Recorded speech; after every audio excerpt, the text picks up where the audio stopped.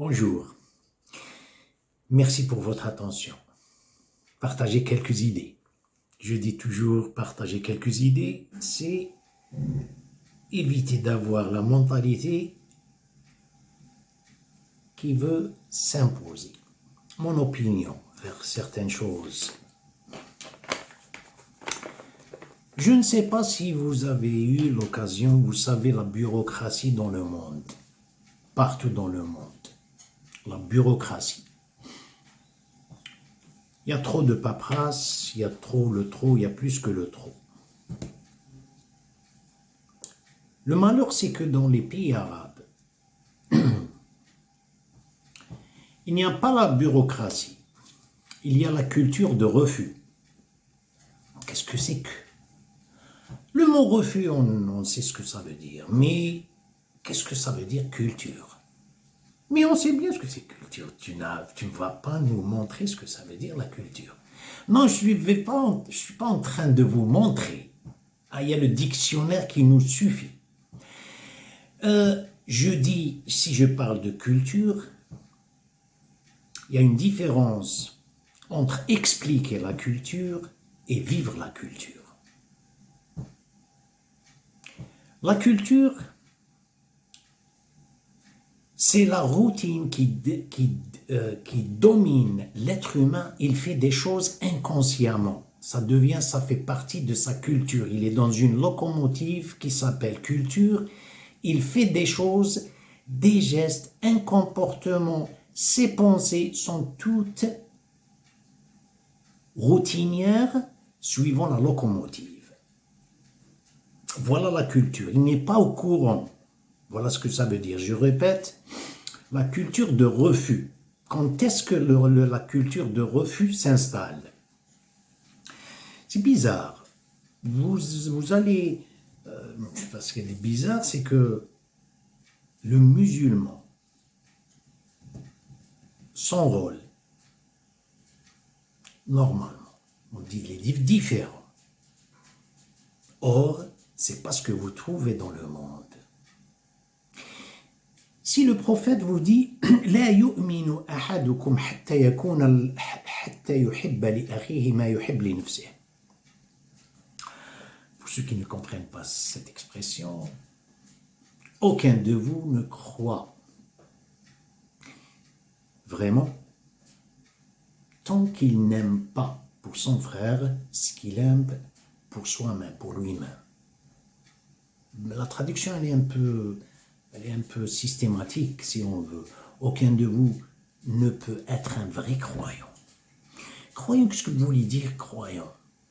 C'est-à-dire être un musulman? Non, non. Le prophète, il parle d'une manière globale. Un croyant, vous savez ce que c'est qu'un croyant? Un croyant, il a la globalité dans son esprit et dans son cœur. Il n'est pas morcelé. Morcelé par un territoire. Il n'est pas morcelé par une région. Il n'est pas morcelé par un sectarianisme quelconque. Il n'est pas morcelé par un fanatisme religieux. Il n'est pas morcelé par un patriotisme, un patriotard. Non. La globalité, elle est chez lui. Il considère l'humanité, c'est l'humanité qui fait partie de moi. Voilà le croyant. لا يؤمن أحدكم حتى يحب لأخيه ما يحب لنفسه. C'est-à-dire, comprendre l'humanité, c'est de se comporter. Le monde moderne, ce qu'il fait, il y a un conflit, on crée une loi. Je ne parle pas moderne d'aujourd'hui, moderne des siècles. C'est tout le temps créer une loi. Créer une loi et un conflit entre familles, vous créez à partir de ce, c'est une loi datée de cette, non, elle commence cette date, un numéro, et c'est une loi. Et vous ne l'appliquez pas, vous serez puni. Il y a quelque chose, c'est une institution qui va substituer l'être humain. Il semble, on dirait que les feux tricolores sont plus généreux que l'être humain. Et vous savez de quoi je parle. sont plus compatissants que l'être humain. Moi, quand j'arrive, il y a l'offensivité qui me domine. Et l'autre, il y a l'offensivité qui le domine. Il s'arrête. Et moi, je m'arrête. Je lui cède. Je n'ai pas cédé le passage. C'est les feux tricolores qui sont devenus généreux. Vous ne pouvez pas attribuer la générosité, la compassion et tout ça à moi. Non, c'est l'institution. Vous exagérez, comment voudriez-vous? J'ai donné un exemple. J'ai donné un exemple. Vous savez, le rôle d'un croyant. Le croyant, c'est celui qui a la présence d'esprit. La présence d'esprit, il est vigilant et il veut suivre la chaîne des prophéties, la chaîne des prophètes, alayhim salatu wassalam. Un bien vacant, l'autre ne parle pas du bien vacant. Le croyant, voilà son rôle. Pas pour ajouter plus d'idolâtrie. Au contraire, c'est éliminer l'idolâtrie avec son comportement. Le titre, c'est Bienveillance obstruée. Éliminer l'idolâtrie. Je laisse ça un peu de côté, je vais sauter vers les années 80. Vous savez, pendant les années 80, il y avait la philosophie de deconstructionnisme, déconstruction. Pas mal de philosophes. Ils ont dit le système, il est déjà très rigide. Plein d'institutions, plein de règlements, plein ne fait pas, ne fait pas ceci, ne fait rien, plein. Au lieu d'ajouter, il faut enlever. C'est une philosophie, mais ce qu'ils ignorent, ces gens, parce que c'est des gens, la plupart d'eux, des apostrophes, X, c'est des gens, ils parlent à partir d'une plateforme athée. Ils ne parlent pas à partir d'une plateforme divine. Le déconstructionnisme, s'il la ilaha illallah, s'il doit être déconstruction chez le comportement de l'individu. Ce n'est pas qu'une institution, vous allez la casser. Un iconoclaste. Non.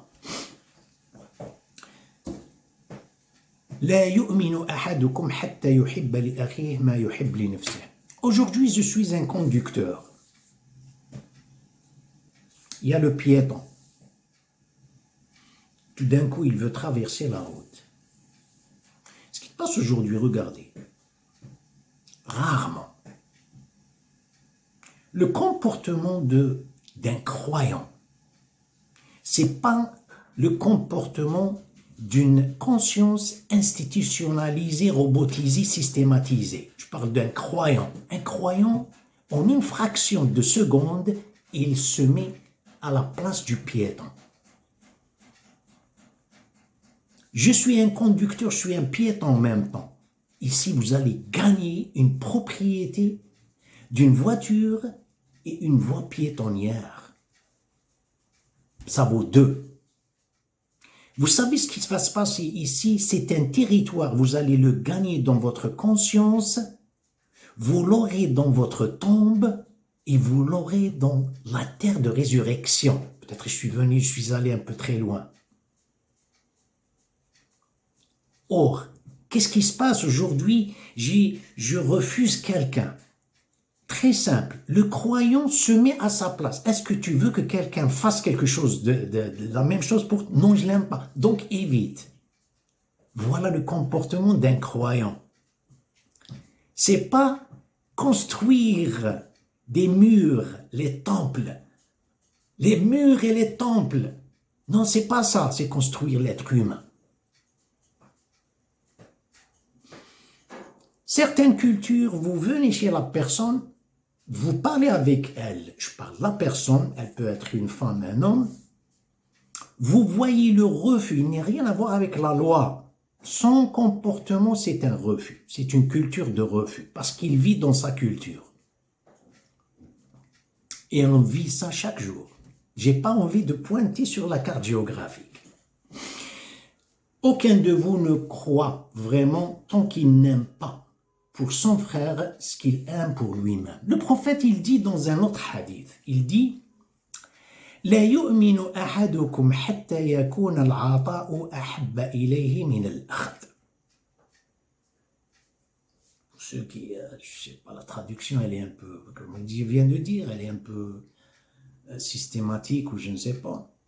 Aucun de vous ne croit véritablement tant que donner ne lui est pas plus cher que recevoir. C'est un peu lourd. C'est-à-dire la pulsion dominante. Qu'est-ce que vous voulez dire par la pulsion? La pulsion, c'est la bulle d'air qui monte à la surface de l'eau. Il n'y a pas d'interférence. Elle monte, c'est la spontanéité, elle monte par elle-même. La pulsion, c'est vers la surface de la conscience, je parle de la surface de l'eau, la surface de la conscience qui vous pousse, ou bien elle surgit spontanément, sans votre interférence. Mais qu'est-ce que vous voulez dire sans votre interférence? Vous avez fait quelque chose préalablement. Vous avez rempli votre conscience préalablement, ensuite ça saute spontanément. Vous parlez de quelque chose. C'est Al-Ata, il veut donner plus qu'il veut recevoir. Il aime donner. Qu'est-ce que vous voulez donner ici? Vous savez, les polythéistes pendant le prophète, ils entendent beaucoup le mot donner, charité, donner. On dirait que ça s'est devenu pour eux, pour justement compliquer l'existence. Ils demandent au prophète, c'est des questions de défi. Qu'est-ce que voudriez-vous qu'on donne? Donner quoi, hein? Donner de l'argent, donner, je ne sais pas, donner, on n'a pas d'argent, non? La réponse lui est venue du ciel.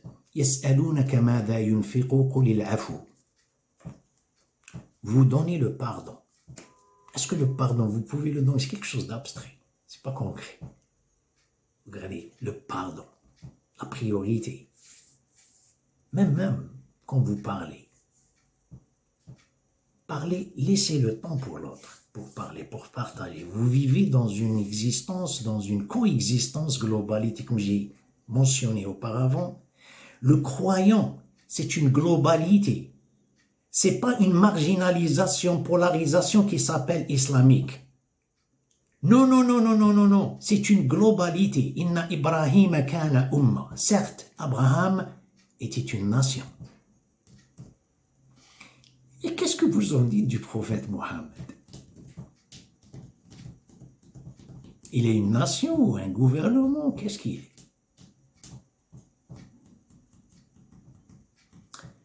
C'est une question. Le jour de son mi'raj, de son ascension, je ne sais pas si la traduction est correcte, il a trouvé chaque prophète sur un ciel. Où est-ce qu'il est son ciel? Où est-ce qu'il habite?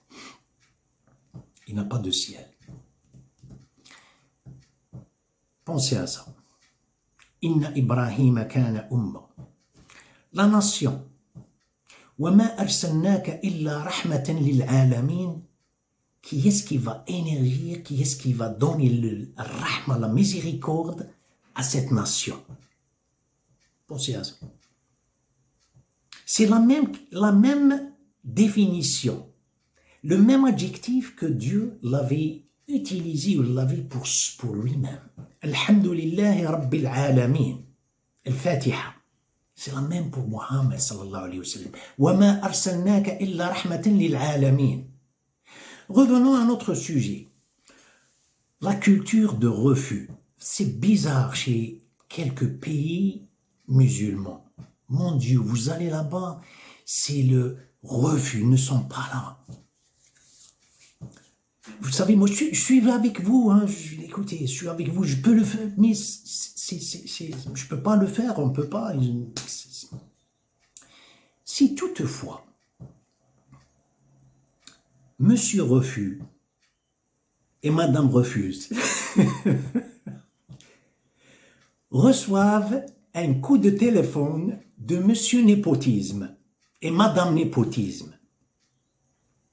S'ils reçoivent un coup de téléphone, ce n'est pas uniquement le refus va se transformer par une acceptance, non, le refus va se remplacer avec une acceptance, avec le sourire et avec l'expression suivante. Pourquoi tu ne m'as pas dit que tu étais l'ami de...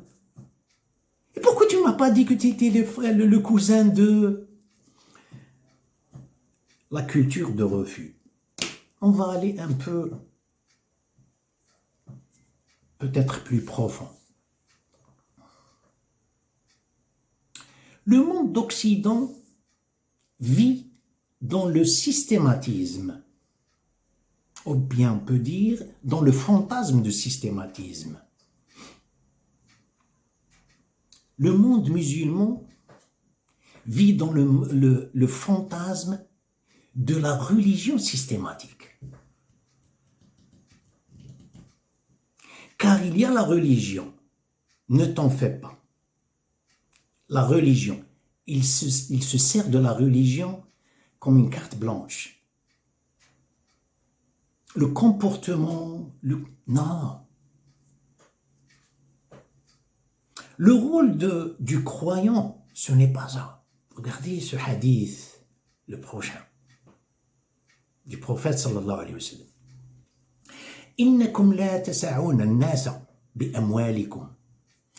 Vous n'allez pas gagner l'aimabilité, la bienfaisance des gens, les gens avec votre argent. Vous pensez avec votre argent, vous allez s'imposer, vous vous imposez.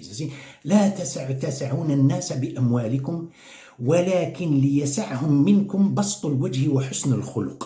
Mais vous allez gagner les gens, c'est avec un sourire et la politesse, bienfaisance.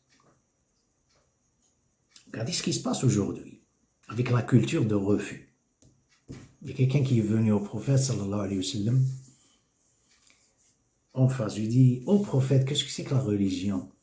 Vous savez, les docteurs de l'âme ne prennent pas ça comme, c'est-à-dire plaisanterie ou quelque chose. Pourquoi tu demandes ça? Tu sais bien ce que c'est que la religion. C'est le fait de prier, de faire et de ça, prier, la charité. On ne va pas parler des 5 piliers de l'islam ou bien les 6 piliers de la foi. Qu'est-ce que c'est que la religion? Le prophète comprend, sallallahu alayhi wa sallam, il dit husn al-khuluq, c'est politesse, bienfaisance. Vous avez 5 piliers. Les 5 piliers, c'est la fondation. C'est le tronc d'arbre, on ne le voit même pas, c'est les racines. Mais les branches, ils nous donnent une idée de quel arbre, cet arbre, qu'est-ce qu'il y a dans les fondations. C'est ce que je veux dire. Il y a un comportement qui montre que les fondations sont stables. C'est le comportement. Ensuite, il est venu de sa droite.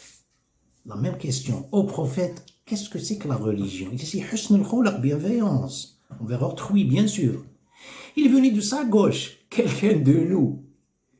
Imaginez quelqu'un qui vous demande, hey, écoutez, moi je ne suis pas ici pour plaisanter. Non, le prophète ici de ce que le bonhomme, ce qu'il voulait dire. De sa gauche, je lui dis, Ya Rasulallah, ma husn al-khuluq, ma huwa ad-din, qala husn al-khuluq. Il est venu par derrière, il lui dit, au prophète, qu'est-ce que c'est que la religion?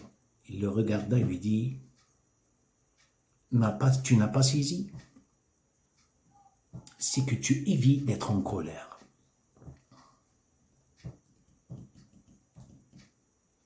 Et on est en colère tout le temps. On est une société qui donne le rikiki tout le temps. Ma génération et les plus vieux connaissent ce que c'est que le rikiki. Le matin, je me sens confortable pour une culture de refus. Ça ne me dit rien du tout avec mon comportement envers les gens, surtout fonction publique et tout ça. Et le soir, je suis diagnostiqué avec le côlon. Voilà, c'est le rikiki, ce qui veut dire donner stress à autrui. Dans la conduite, regardez, il suffit de la moindre pression sur les freins. C'est pas freiner sec, non, moindre pression. Non, je continue avec la même vitesse et je klaxonne avec acharnement. Le klaxon, ça vous donne une idée de la haine, de la colère. Et pourquoi? Al-ghadab, la colère, c'est une perte de quelque chose.